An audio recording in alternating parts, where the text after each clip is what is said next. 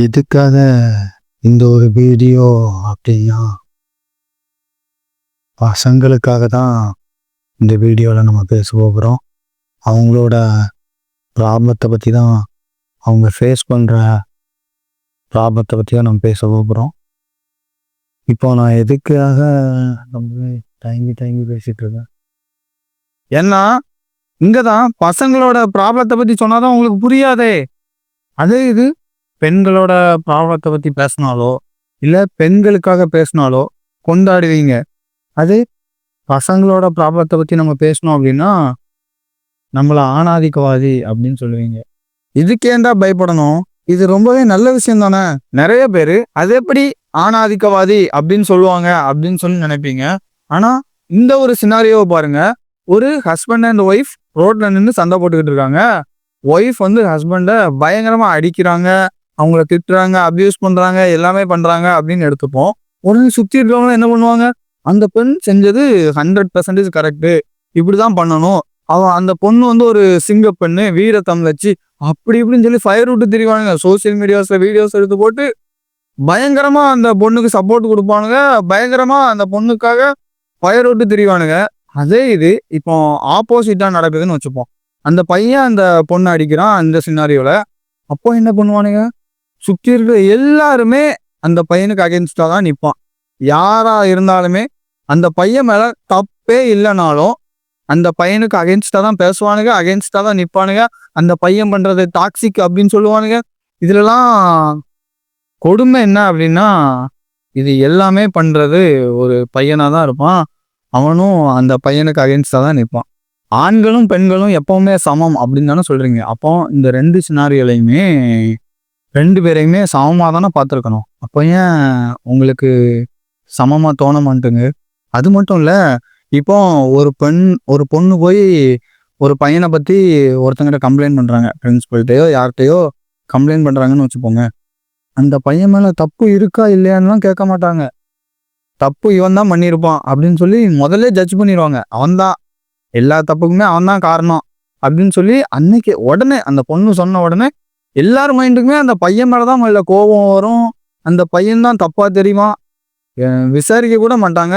அவன் மேலதான் தப்புன்னு சொல்லி முத்திரையை குத்தி அவனுக்கு தண்டனை கொடுக்கணுமோ இல்லைன்னா அவனை அடிச்சு வரணுமோ என்ன பண்ணுமோ அவனை பண்ணிடுவாங்க. இதுதான் மேக்சிமம் நடக்கும். அப்போ ஃபர்ஸ்ட் அந்த சினாரியோலே முதல்லையே உங்க பிரெயினுக்கு அந்த பையன் தான் தப்பு பண்ணியிருப்பான் அப்படின்னு எதனால தோணுது? எடுத்த உடனே ஒரு பொண்ணு அப்படின்னாலும் ஒரு பொண்ணுக்கும் பையனுக்கும் சண்டையோ இல்லை ஏதோ ஒரு ப்ராப்ளமோ வந்துச்சுன்னா அந்த பையன் தான் தப்பு பண்ணியிருப்பான் அப்படின்னு எடுத்த உடனே எல்லாருக்குமே தோணிடுது. அது ஏன் தோணுது? ஸோ இதுதான் இந்த பிரச்சனையே. முதல்ல வந்து சமம் அப்படின்னு சொல்லி எல்லாருமே பேசுறாங்க. ஆனால் அது அதையுமே கடந்து பசங்களுக்கு நிறைய ப்ராப்ளத்தை உருவாக்குது அப்படிங்கிறத உண்மை. இன்னொரு எக்ஸாம்பிள் என்ன அப்படின்னா, இப்போ ஒரு பையனுக்கும் பொண்ணுக்கும் அதே மாதிரி ஒரு பையன் வந்து ஒரு பொண்ணை சந்தேகப்படுறான் அப்படின்னா அது டாக்ஸிக்கா மாறிடும். அதே இது ஒரு பொண்ணு அந்த பையனை சந்தேகப்பட்டா அது பொசசிவா மாறிடுமா. அது பொசசிவா. இதே இது இந்த பையன் அந்த பொண்ணை சந்தேகப்பட்டா மட்டும் அது டாக்ஸிசிட்டியா. அவன் அப்படி இருக்கவே கூடாதான். சமுதாயத்துல அந்த டாக்ஸிசிட்டிங்கிறதே இருக்கக்கூடாது. அது என்னங்கடா அது? நீங்க பண்ணா மட்டும் அது பொசசிவ், நாங்க பண்ணா அவங்களுக்கு டாக்ஸிசிட்டி. இப்படிதான் பண்ணி வச்சிருக்கானுங்க. எப்பவுமே ஒரு பொண்ணு படுற கஷ்டத்தை பத்தி பேசணும், ஒரு பொண்ணோட கஷ்டத்தை மீடியால காமிக்கணும் அப்படின்னாவே மேக்சிமம் எப்படி காமிப்பாங்க அப்படின்னா, அந்த பொண்ணு வீட்டிலே அடைஞ்சு கிடக்கிற மாதிரியும், அந்த பொண்ணுக்கு எக்ஸ்ப்ளோர் பண்றதுக்கு எந்த ஒரு ஆப்பர்ச்சுனிட்டியும் கிடைக்காத மாதிரியும், அந்த பொண்ணு அந்த கல்யாணம் முடிஞ்சதுக்கப்புறம் ஹஸ்பண்டுக்காகவும் குழந்தைங்களுக்காகவும் அவங்களோட மாமியாருக்காகவும் மாமனாருக்காகவும் தான் வாழணும், கிச்சன்லேயே தான் திடீர்னு கிடக்கணும், அவங்க வந்து 24 மணி நேரமும் சமையல் அவங்களுக்காகவே தான் யோசிச்சுக்கிட்டு இருக்கணும், அவங்க குடும்பத்துக்காகவே தான் யோசிச்சுக்கிட்டு இருக்கணும் அப்படிங்கிற மாதிரி அந்த பொண்ணு கஷ்டப்படுற மாதிரி நிறைய இடத்துல காமிப்பாங்க. ஆனால் பசங்கன்னா எப்படி காமிப்பாங்க அப்படின்னா, அந்த பையன் ரொம்பவே ஜாலியாக சுற்றுற மாதிரியும் 24 மணி நேரமும் ரைடு அவன் ஏதோ சரக்கு அடிச்சுட்டு கண்ட மணிக்கு அடையிற மாதிரியும் அந்த மாதிரி தான் பசங்களை காமிப்பாங்க. ஸோ பசங்க ஏதோ கஷ்டமே படாத மாதிரியும் அவங்க ரொம்பவே ஜாலியாக மட்டுமே சுற்றுற மாதிரியும் முழுக்க அந்த மீடியாஸ்லையும் சரி பசங்கனாவே அவங்க ஜாலியாக அலைவாங்க அப்படிங்கிற மாதிரி 19 சொல்லிட்டு போயிடுவாங்க. ஆனால் உண்மையான டார்கர் சைடு என்ன அப்படின்னா, பசங்க ரொம்பவே கஷ்டப்படுறவங்க நிறைய பேர் இருக்காங்க. மேக்சிமம் இந்த மாதிரி மீடியாவில் காமிக்காங்க. ஆனால் டார்கர் சைடு என்ன அப்படின்னா, சின்ன வயசுல அம்மா அப்பா பையனெல்லாம் அடித்து டார்ச்சர் பண்ணுறவங்க எவ்வளோ பேர் இருக்காங்க. பையன் வந்து லைட்டாக எதிர்த்து பேசினாவோ, சின்னதாக கோவப்படுற மாதிரி சேட்டை பண்ணுறான் அப்படின்னு சொல்லிட்டு அடின்னு போட்டு அடித்து டார்ச்சர் பண்ணுற அம்மா அப்பா எத்தனையோ பேர் இருக்காங்க. வீட்டை விட்டு வெளியே விடாம எப்பவுமே வீட்டில் அடைச்சி போட்டு அடுத்தவங்க கூட லாண்டா கெட்டு போயிடுவான். ஸோ அது நல்ல எண்ணத்துக்காக இருந்தாலும் அந்த பையன் கெட்டு போயிடக்கூடாது அப்படிங்கிற நல்ல எண்ணத்துக்காக இருந்தாலும் அந்த பையனை எங்கேயுமே வெளியே விடாம விளாட கூட விடாம கிரிக்கெட் விளாடணும் அப்படின்னு சின்ன வயசுல ஆசைப்பட்டிருப்பான். ஆனால் அங்கே கூட கிரவுண்டு கூட விடாம அந்த பையனை அடித்து டார்ச்சர் பண்ணுறது, எப்பவுமே வீட்டில் அடைச்சி வைக்கிறது நிறைய இடத்துல நிறைய பசங்களுக்கு நடந்திருக்கும். அது மட்டும் இல்லை, காலேஜ் அவன் சென்னை பெரிய பெரிய காலேஜில் போய் படிக்கணும், சென்னைக்கு போகணும், கோயம்புத்தூர் போகணும்னு ஆசைப்பட்டிருப்பான். விடவே மாட்டாங்க. மேக்சிமம் சொல்லுவாங்க பையன்லாம் சண்டை போட்டு போயிடும். நோ நத்திங், விட மாட்டாங்க. ஸோ அந்த பையன் உள்ளூரில் தான் ஏதோ ஒரு காலேஜில் படிச்சிருப்பான். அங்கேயுமே பெருசாக சுத்துற மாதிரி இருந்திருக்க மாட்டான். ஒரு சில பசங்க காவலத்தனமாக அலைவானுங்க, அது ஓகே, அது வேற கதை. ஆனால் ஒரு சில பையங்க வீட்டில் அடித்து அவனை அடக்கி தான் வச்சுருந்துருப்பாங்க. வேலைக்கு போனதுக்கப்புறமும் அதே கதை தான். கல்யாணத்துக்கு அப்புறம் அவன் அவனோட ஒய்ஃபுக்காகவும் குழந்தைங்களுக்காகவும் தான் ஓடிட்டு இருப்பான். அதுக்கப்புறம் அந்த குழந்தைங்களை கல்யாணம் பண்ணி கொடுக்க அப்படி தான் ஓடுவானே தவிர அவனுக்காக வாழ்ந்திருக்கவே மாட்டான். நிறைய பேர் இருக்காங்க, நிறைய பேருக்கு தெரியும். நீங்களே இருந்திருப்பீங்க, நிறைய நேரம் வந்து காம்ப்ரமைஸ் ஆகி மட்டும்தான் போயிருப்பீங்க. எனக்கு இது வேணும் அப்படின்னு சொல்லி நம்மளால நிற்கவும் முடியாது. கேட்டா நீ ஒரு பையன் அப்படின்னு சொல்லி முடிச்சிருவாங்க. ஒரே வார்த்தை, பையன் ஆண் பிள்ளை அழக்கூடாது அப்படிங்கிறது யாருமே முடிவு பண்ணி வச்சுருக்காங்கல்ல. ஸோ அதே மாதிரி தான் நமக்கு ஃபீலிங்ஸ் எதையுமே எக்ஸ்ப்ரெஸ் பண்ணவே முடியாது, நம்ம கஷ்டப்படுறத காமிக்கவும் முடியாது. ஒரு இதை வாங்கணும் அப்படின்னாலும் நிறைய பேர் அவங்களுக்காக வாங்கியிருக்க மாட்டாங்க. நிறைய பேர் நல்ல ட்ரெஸ் எடுத்து போட்டிருக்க மாட்டாங்க. அவங்களுக்காக தீபாவளியிலலாம் நிறைய வெடி வெடிக்கணும்லாம் ஆசை இருந்திருக்கும் சின்ன வயசுல. அது பண்ணியிருக்கவே மாட்டாங்க. கடைசி வரைக்குமே அவங்களுக்காக ஒரு வெடி கூட வெடிச்சிருக்க மாட்டாங்க. தீபாவளியில பொங்கல் டைம்லலாம் நிறைய இடத்துக்கு சுத்தணும், அங்கே போகணும் இங்கே போகணும் ஆசை இருந்திருக்கும். ஆனால் அவங்களுக்காக வாழ்ந்திருக்கவே மாட்டாங்க. அப்படி எக்கச்சக்க பசங்க இருக்காங்க, இன்னும் இருந்துக்கிட்டு தான் இருக்காங்க. இதுதான் அவங்களோட டார்கர் சைடு. நிறைய பேர் இதை பற்றி பேசுறதே கிடையாது. பசங்களாம் அவங்க ஜாலியாக இருப்பாங்க, அவங்களாம் கண்டமேடி கலவாங்க, சைட் அடிப்பாங்க, எப்படி ஆனால் சுத்தலாம் அப்படிதான் நினச்சிட்டு இருக்காங்க. ஆனால் நிறைய பேர் அவங்க மனசாட்சி தொட்டு சொல்லணும் அப்படின்னா கஷ்டப்படுறவங்க நிறைய பேர் இருக்க தான் செய்கிறாங்க. அவங்க சின்ன வயசுலேயே அவங்களோட லைஃப்பில் எக்கச்சக்க கஷ்டங்களை அனுபவிச்சவங்க நிறைய பசங்க இருக்காங்க. இதில் கொடுமை என்னன்னா, பசங்க படுற கஷ்டத்தை பற்றி பெருசாக பேசிக்க மாட்டாங்க. அதுதான். இருந்தாலும் எத்தனையோ பசங்க இஎம்ஐ கட்டி சாகுறாங்க. அவங்களோட லைஃப்ல வந்து செட்டில் ஆகணும்.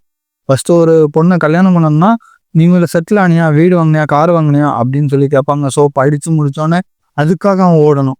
ஸோ அது மட்டும் இல்லாமல் அந்த பையனுக்கு ஒரு அக்காவோ தங்கச்சோ இருந்தா, அவங்களோட அம்மா அப்பாவோ வந்து இறந்துட்டாங்க அப்படின்னா, அதுக்கப்புறம் அந்த பையன் அந்த குடும்ப பொறுப்பை எடுத்துக்கிட்டு அந்த பொண்ணுக்காக ஓடணும், நகை வாங்கணும், அந்த பொண்ணை நல்ல இடத்துல கல்யாணம் பண்ணி கொடுக்கணும். ஸோ அதுக்காக அவன் பஸ்ஸில் போனால் ஒரு 10 ரூபாவோ 20 ரூபாவோ செலவாகும் அப்படின்னா, 1 கிலோமீட்டரோ 2 கிலோமீட்டரோ அவன் எத்தனையோ நேரம் நடந்து போயிருப்பான். அந்த பொண்ணுக்காக நகை எடுக்கணும் அப்படிங்கிறதுக்காக, அந்த பொண்ணை கல்யாணம் பண்ணி கொடுக்கணும் அப்படிங்கிறதுக்காக எத்தனையோ நேரம் எவ்வளோ இதை தியாகம் பண்ணியிருப்பான். எவ்வளோ இதை எனக்கு வேண்டாம், இதில் ஒரு 100 ரூபா சேவ் ஆகுது, நான் அந்த பொருளை வாங்கலை, எனக்கு 100 ரூபா சேவ் ஆகுது, அதை வந்து அந்த பொண்ணோட கல்யாணத்துக்காக நான் சேர்த்து வச்சுக்கிறேன் அப்படின்னு சொல்லி இருக்கிற எத்தனையோ பொறுப்புள்ள பசங்களும் நிறைய பேர் இருக்காங்க.